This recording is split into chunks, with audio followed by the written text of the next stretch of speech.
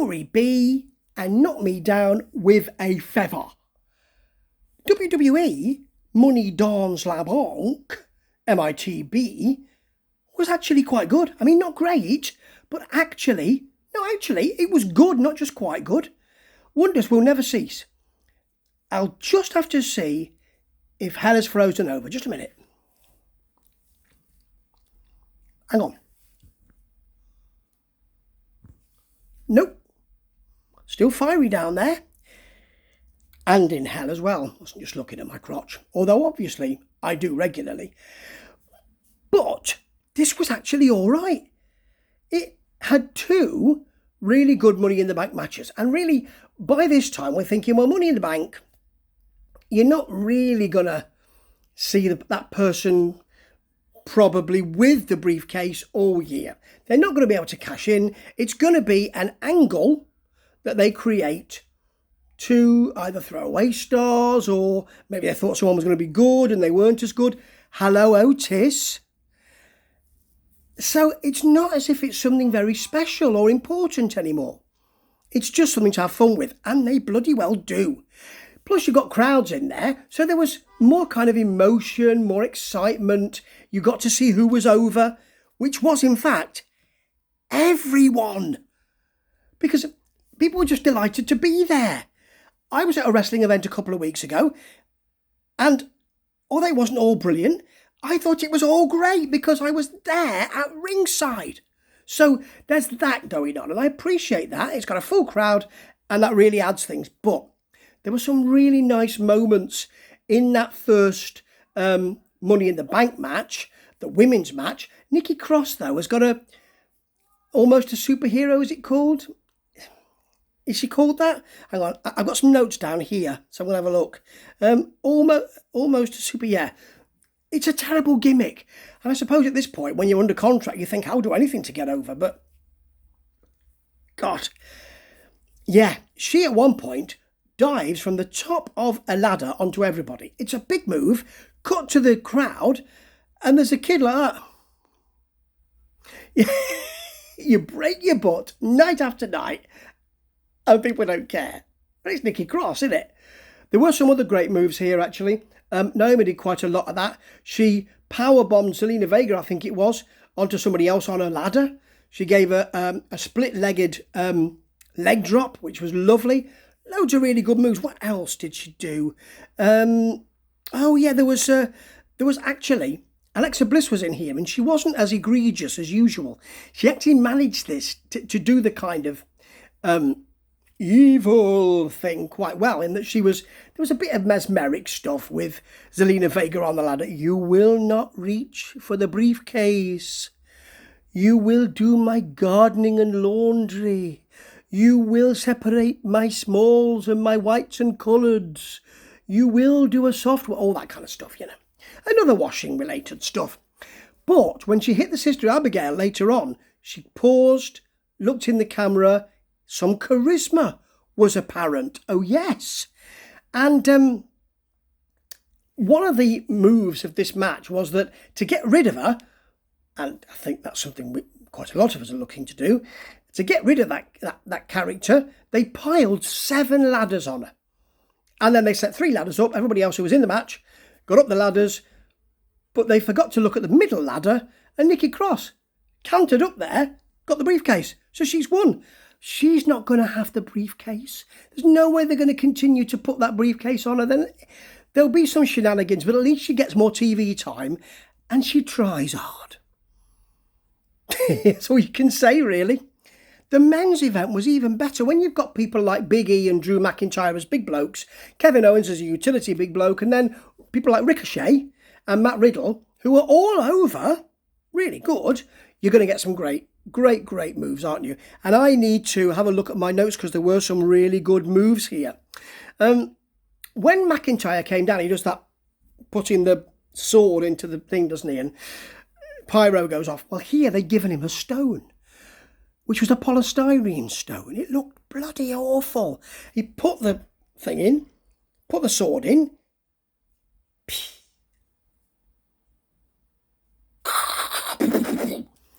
There was a delay. And someone's going to answer for that, because 2 minutes in Pyro is a bloody long time. There were some really good moves in, some good ideas. The flips from Ricochet and Rollins early on were really over. I mean, Ricochet, not from Rollins, Ricochet and Riddle early on were really over. And Riddle himself is really over, actually, which is great. But really, you wanted to see Drew McIntyre and Big E fighting. And by the way, Big E, your push seems to have disappeared, doesn't it? Yeah. So they found themselves in the ring. And they wanted to fight each other, and they kept getting interrupted by other wrestlers getting on the apron. They had to keep smacking them and kicking them off. Eventually they fought, and it culminated in Big E spearing Drew McIntyre off the apron, which he's done before, but he caught his back on the apron. It looked bloody terrible. Looked like he really hurt himself, and that's not ideal, is it? Excuse me. No, it's not. There were some really, really big moves here, but not the kind of moves that I'm gonna smack you on 15 different ladders and then pull your spine out your arse. Nothing like that. Simpler moves that were really effective because there was a reason for them. You know, that old thing, psychology, there was a reason for them. So you've got Rollins and Morrison working together, which was really good. And Morrison is really over. Johnny Drip Drip, even though he used the drip stick on Nakamura, it's not the green mist, is it? Because he came back a few minutes later. It didn't bother him at all. It looked like it was water or something. Anyway, he's really over and people love his work. And I'm not surprised when early on he was dumped off the ladder, twisted in midair and came down on his feet. Later on, he was... he did some great moves. There was some lovely stuff. There was... Let me just see. Oh, yeah. Yeah, there was a great twisting leap off the ladder from him as well. Crowd love him. It can only be a matter of months, surely, before there's a face turn and he gets rid of that millstone, the Miz. Millstone Miz. Yeah. What else was there? Oh, yeah. Owens hit a moonsault off the second rope onto the ladder. And then Morrison and Rollins were suplexed onto the edge, suplexed him onto the edge of the ladder. They took him, suplexed him right on the edge. It's painful. That's really got to hurt his back, but it wasn't the biggest tumble that he took. Riddle, I think it was Riddle, powerbombed him from the middle of the ladder that was set up in the ring onto a ladder that was set up between the apron and the announce table on the outside, and it broke. That was just great, and holy shit, chant started. And also, I thought the same thing here. It looked fantastic. What else was there? Oh yeah, Jinder Mahal came in, took with his mates and took Drew McIntyre away. Wasn't ideal. Ricochet came from the top of the ladder. He was pushed from the top of the ladder, hit a corkscrew in midair onto everybody. Riddle's face was just, how did you do that? I agree. How did you do that? And eventually, Big E hit a big ending, which is a big move, on Rollins from the top of the ladder, more or less, and then reached for the case. And afterwards, Rollins was a bit all over the place. What am I going to do? What am I going to do? I need to do something. The winner of this Universal Championship match tonight, I will be the next contender. Well, you won't, because Big E's just won the briefcase, so he could cash. Oh, I see what you're going to do. Now, in other news, you've got Kofi Kingston.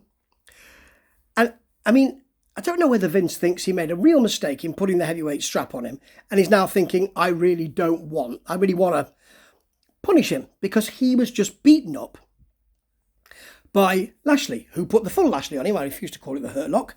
Then stopped that to Samoan drop him, got some punches in while he was in a mount, then hit the full Lashley again, and the ref said he gives up. He's quit on his stool, no mask, he can't take any more, he's a coward. Didn't actually say that, but that's the way it seems. They buried him. They might as well have said, here's a shovel, dig a big hole, son, because how's he going to come back from this? Can't be the plucky underdog if he's looking to fight anyone, but then he gets beaten up and doesn't get any offense in apart from the first 10 seconds. He really should be looking at his contract to see if there's any get-out clause in there, Kofi. Also, you had AJ Styles and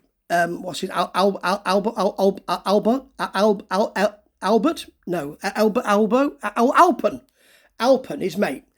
He's fruity, yeah, his mate, versus the Viking Warriors. Remember when the Viking Warriors were actually something that you thought might do well? Yeah, that was a long time ago, wasn't it? They fought for the tag team titles, the Raw tag team titles. And it just shows you what a great wrestler AJ Styles is when he can take somebody who is big but completely cumbersome and can't do much, like Alpen, and still make it look good. At one point here, Alpen threw him over the top and he hit a Hurricane Rana on the outside. That was extraordinary. But there was very little here, apart from Styles getting beaten up by the Viking Warriors and making him look a bit foolish, to be honest. We're beating you up, and you can only do all right when your mate Alpen comes in. Alpen came in, of course, and lifted someone up. I think it was Ivar, and just threw him. Didn't even do a move. There you go. Can't even be bothered to do a move. And then got a big choke slam, because big men do choke slams, don't they? Ever since 911, in the early days of ECW, they do choke slams. So he did it for the pin. It wasn't great. And AJ Styles looks fantastic because he can cope with that. Okay. What was great was Charlotte Flair versus Rhea Ripley. And there was loads of stuff around the joints here and loads of counters. At one point, Flair countered a Riptide into a superb DDT. Another time, she hit an extraordinary bulldog off the top, spiking Rhea Ripley's head into the mat. Shouts and chants of, "This is awesome." First time in the night. I think this was the fourth match in or the third match in. Yeah, just great work. Ripley hit some fantastic suplexes with real quality. But really it was Flair that did most of the work here. And they have real chemistry, these two. Thought they did really well at the last pay-per-view, the last event. I want to see an automatic rematch clause because Flair won. And how she won was extraordinary. She hit, or she cinched in. She'd already hit a Boston Crab when she caught Rhea Ripley off the top. That's incredible, but she cinched in a huge, high figure four with a big bridge. Nowhere for Rhea Ripley to go. Of course she tapped out to that. She doesn't look any weaker for doing that because the torque on the knee must have been massive. Must have been absolutely huge. And that was a great match. And really, I want to see them fight again. And then you had your main event, which was okay. But after the Money in the Bank match, the man's Money in the Bank match, wasn't as good. It was mainly, although it was a knockdown drag-out affair, it was mainly Reigns beating on Edge, who's an old man now. I'm an old man who's come back, you know. So he keeps kicking out. Reigns keeps getting cheesed off. He hits a headlock, which he thinks is absolutely fine to hit and hold on to in Wrestling 2021. It isn't. Edge then fights up for ages. He's going to fight back. He's really doing it. He's going to do something now. Gets off the ropes and he's smacked by an uppercut, a huge uppercut from Reigns. That's more like Wrestling 2021. Yes, it is. Now, what else did they do? Oh, yeah. Reigns went through the barricade, as you might expect. He also hit a Superman punch. So it was actually a Superman caress. Because he got the timing wrong. So he didn't hit the punch. He just, "Oh, your beard's nice, Edge. What do you use?" "Rosemary water." "Really? So soft." "Yes." Yeah, and Little Nate, Charles, what's he called? Barkley? Charles? Anyway, Little Nate, the ref, got clipped on his leg and then was outside the ring for absolutely ages. So there was no ref to see Reigns breaking the bottom stanchion is a good word, yes, off a chair, and then Edge grabbing it from him and using it to pull back on his mouth in a crossface.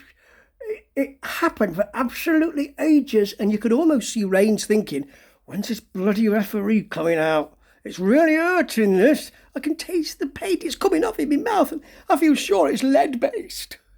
Anyway, the ref comes out.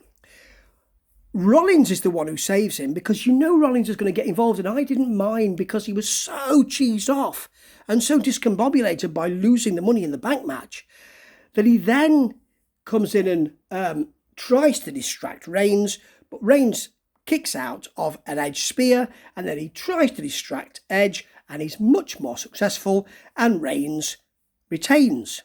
Reigns retains. And that's it. Except that it isn't.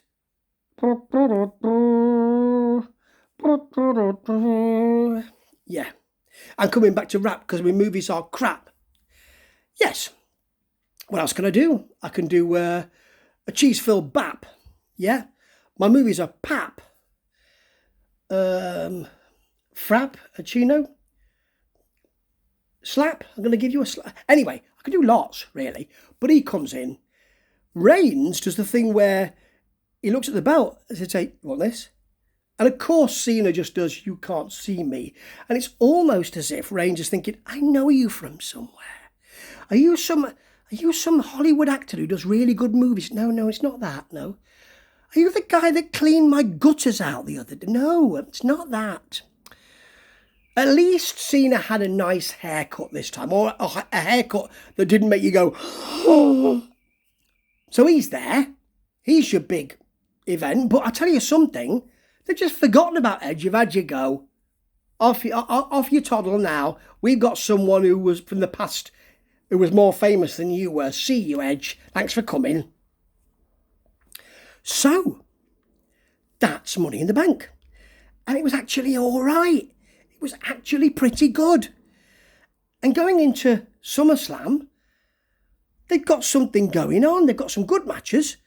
They spread it around a bit and put some more people in that you wouldn't expect. Cesaro wasn't there, which is a shame, but Ricochet was. And I hope they carry on with that. And you've got Cena coming back, who might add a little bit of humour to what Roman Reigns is doing, which would be nice, because I'm getting sick of all this kind of doleful, top table stuff. You know, just needs a bit of humour, a bit of jokes, and maybe a jig or something. Cena will be able to do that. So SummerSlam might be all right. I'm getting ahead of myself. I'm getting excited because WWE did something that was actually vaguely good. But I'll be there at SummerSlam because I am nothing if not a fool. Ta-ta!